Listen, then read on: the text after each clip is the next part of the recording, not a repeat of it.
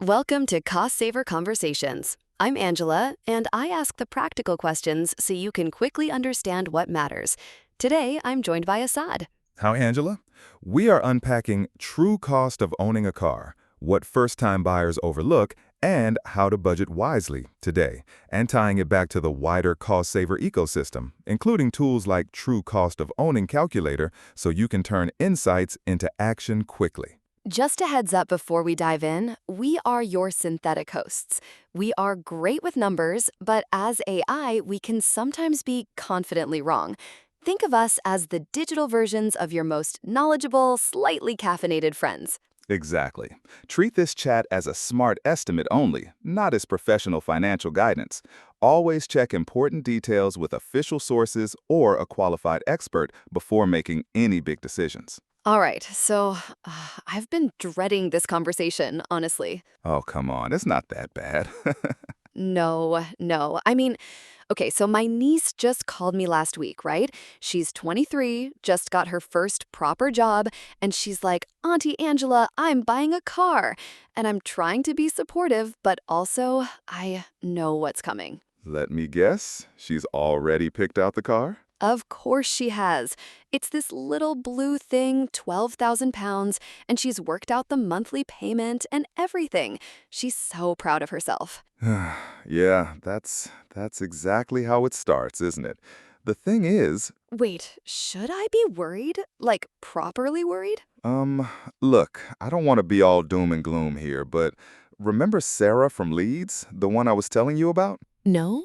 Right. So she bought this brand new hatchback, 18,000 pounds, really excited about it. 2 years later, job change, had to sell it. You know what she got for it? I mean, 15,000? 14? 11,500. Oh my God. Yeah, 6,500 pounds just gone. That's like what, 270 pounds a month she basically threw away. That's rent money. That's. Okay, now I'm properly panicking about my niece. No, don't panic. I mean, well, actually, maybe panic a little bit. The thing is, that 12,000-pound car she's looking at, Yeah? it's not really 12,000 pounds. Over 5 years, you're looking at, honestly, 25, maybe 30,000 in total. Wait, what? How does that even. That doesn't make sense. Right. So depreciation is the big one, the absolute killer that nobody talks about, you know? Like, you never get a bill for it, you never write a check, but it's just silently destroying your net worth. That's terrifying. How much are we talking? New car? 15 to 25% the moment, and I mean the moment you drive it off the forecourt. First year, you're down 20%, easy. 5 years, 60% gone. 60%? I know. On a 25 grand car, that's 15,000 pounds just evaporated. 3,000 pounds a year for literally nothing. Okay, so buy used? Almost always. I mean, especially for first-time buyers. Get something 2, 3 years old, someone else has already eaten that massive depreciation hit, right? You still get a decent, reliable car, but you're not paying for that new car smell, basically. The world's most expensive air freshener? Exactly. Though different models depreciate differently, which is something else to check. But yeah, used is almost always smarter. Right, okay. So depreciation's the silent killer. What about the stuff you actually see, like the monthly payments? Oh God, yeah. So financing, if you're borrowing 15,000 at say 8% over 4 years, that's 2,600 pounds just in interest. Jesus. And that's not even a bad rate these days. Some of these PCP deals are hitting 12%. It's kind of mental. So what do you do? Just not finance?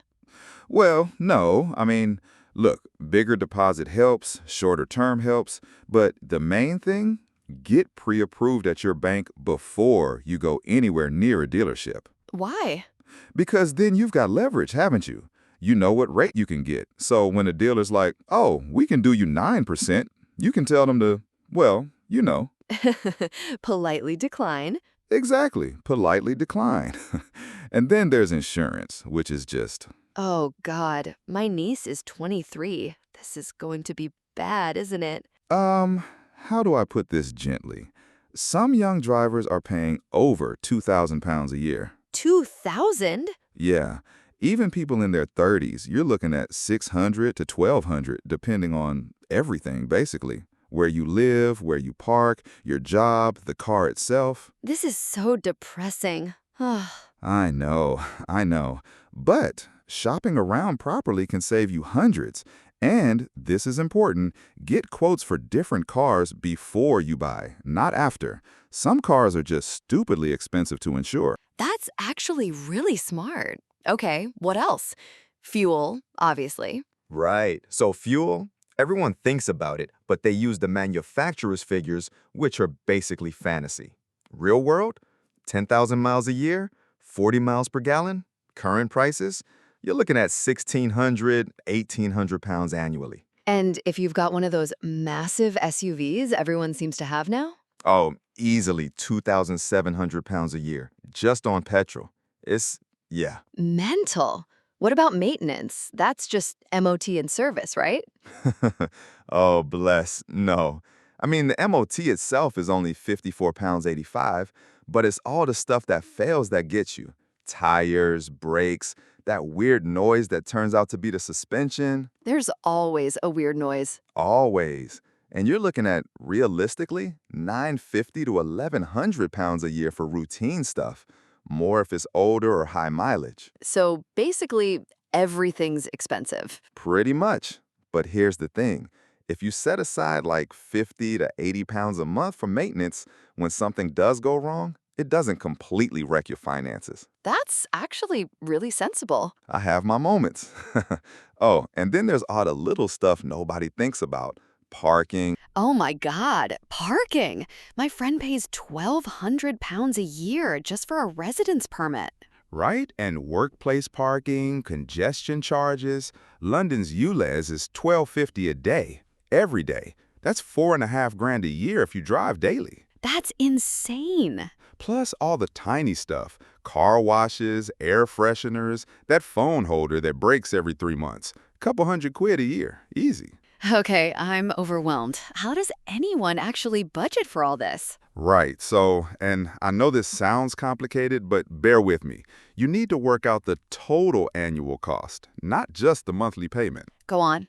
Start with depreciation, add your loan interest if you're financing, get real insurance quotes, estimate fuel based on actual mileage, budget at least $1 grand for maintenance. $1 grand? At least. Then parking, road tax, MOT, all that stuff.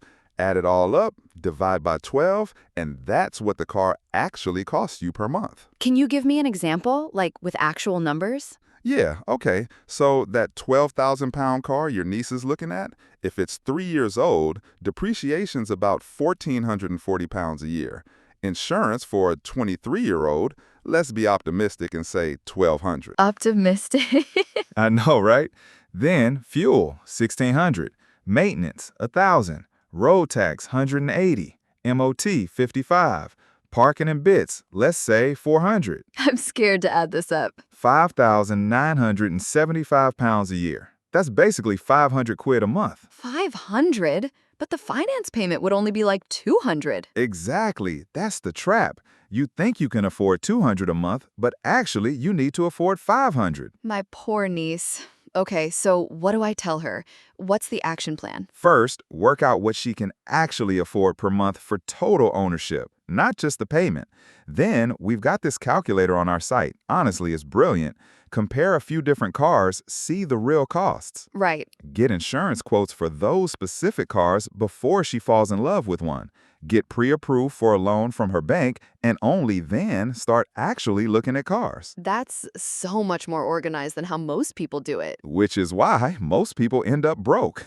But seriously, doing this properly could save her 3, maybe 5,000 pounds over 3 years. That's huge. That's a house deposit starting to build up, or... Exactly. It's real money. And look, cars are great. I love cars, but they shouldn't wreck your finances, you know? Yeah. God, I need to have a proper chat with her. Maybe send her that calculator. Do it. Honestly, 5 minutes with the calculator and she'll see what that blue car really costs. might change her mind about the whole thing. Or at least make her look at something cheaper. This has been eye-opening. Terrifying, but eye-opening. Better to be terrified now than broke later, right? True, very true.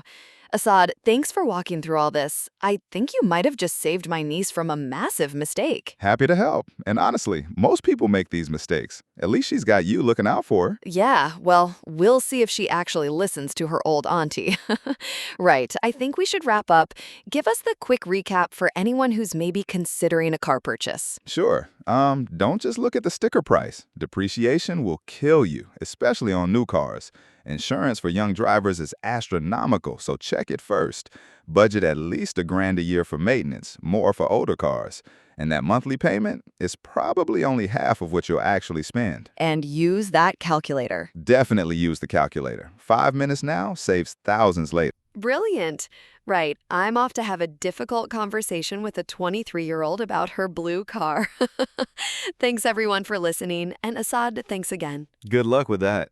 Cheers, Angela. Quick side note, this guide connects with other cost-saver blogs, especially free ways to slash your energy bills this winter, home insulation, and its return on investment, and using weather data to cut your energy spending. Exactly. And reading those together gives you a fuller picture of safety, energy costs, and long-term affordability before you choose a postcode. And if you want to apply this immediately, jump into tools like True Cost of Owning Calculator right after this episode. Primary sources used here include AAA Your Driving Cost Study 2023 and Edmunds How Fast Does a New Car Lose Value, so you can verify the data yourself and stay evidence-led. That wraps this cost-saver conversation with Angela and Assad. If this helped, share it with someone house hunting so they make safer and smarter money decisions. Your next step is simple. Try True Cost of Owning Calculator, then read free ways to slash your energy bills this winter and use both together before committing to a move.